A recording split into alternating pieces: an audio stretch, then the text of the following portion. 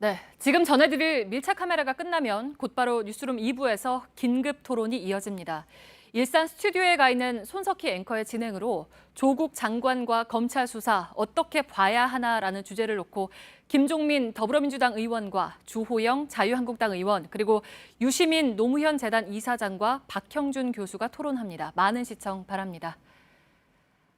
네, 도심 속 공원이나 산책로에 출입 금지 팻말을 붙여놓은 곳들이 있습니다. 사유지이지만 공원으로 이용을 해왔던 땅들입니다. 9달 뒤에 도시공원 일몰제가 시행되는데요. 이 땅을 지자체가 사들이지 않으면 공원으로 쓰지 못할 수도 있습니다. 밀착 카메라 정원석 기자가 취재했습니다.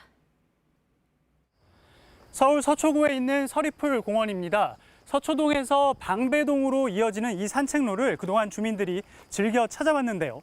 내년까지 서울시나 서초구청에서 이곳을 사들이지 못할 경우 앞으로는 사용할 수 없게 될지도 모릅니다.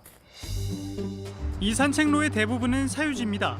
내년 7월 도시공원 일몰제가 적용되기 전 사유지에 대한 보상 문제가 해결되지 않으면 사용을 못할 수도 있습니다. 이미 일부 토지주들은 서울시를 상대로 땅에 대한 이용료를 내라며 소송을 낸 상태. 아예 산책로를 틀어막아서 길이 끊긴 곳도 있습니다. 이전에는 사람들이 드나들던 곳이라 이렇게 계단의 흔적도 남아있는데요. 지금은 이렇게 펜스가 쳐져 있고 사유지라서 드나들 수 없다는 팻말도 붙어 있습니다. 여기서 바로 집에서 올라오는 길이 있는데 여기를 막아놔서 저 밑에서 돌아서 이렇게 올라오지. 사유지라는 사실을 잘 모르는 경우도 있습니다. 그냥 산책로만 좋다 뿐이지 그렇게만 생각하고 있었는데 뭐 사유지라 이런 얘기는 전혀 못 들어봤습니다. 서울시는 서리풀공원 부지 내의 사유지를 보상하기 위해 올해에만 900억 원을 책정해뒀지만 재원은 여전히 부족하다고 합니다. 서울 이촌동 한복판에 있는 공원.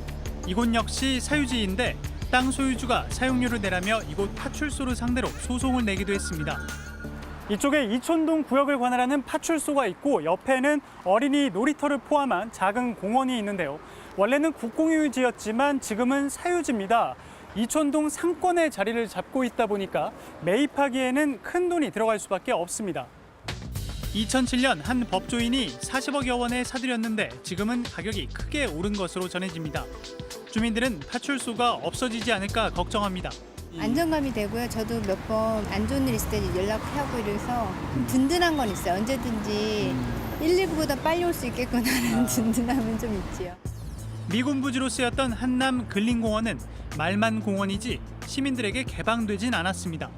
한 건설사가 사들인 뒤 가격이 껑충 올랐다는 말들이 나옵니다. 용산구청은 서울시에 이곳을 매입하는 걸 지원해달라고 요청하지 않은 것으로 알려졌습니다. 일몰제 적용이 될 공원은 116곳 정도. 서울시는 이곳들을 공원으로 유지하겠다는 계획입니다. 하지만 사유지를 사들이려면 13조 원이 넘게 들 것으로 예상됩니다. 시민단체들은 공원에 현수막을 붙이며 대국민 홍보에 나섰습니다.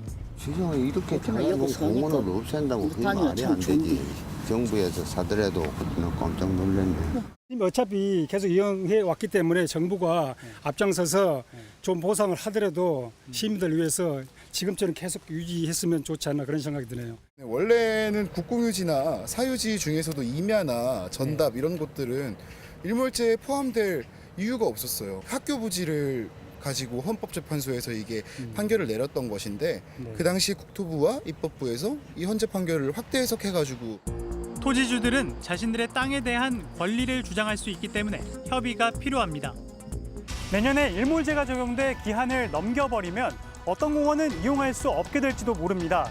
필요한 재원 마련을 위해선 시민들의 관심 그리고 정부와 지자체의 협력 의지가 필요할 것입니다.